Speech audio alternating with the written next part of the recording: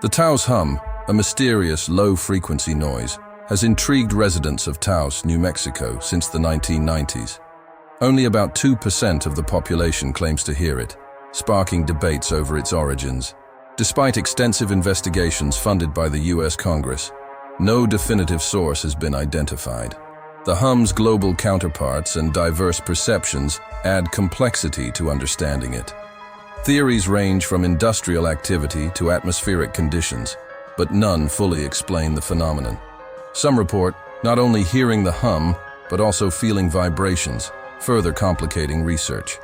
Local authorities struggle to address the impacts on affected individuals' quality of life. Despite ongoing interest and community divisions, the enigmatic Taos Hum remains an unsolved mystery, captivating researchers and residents alike. Don't forget to subscribe. Thank you for watching.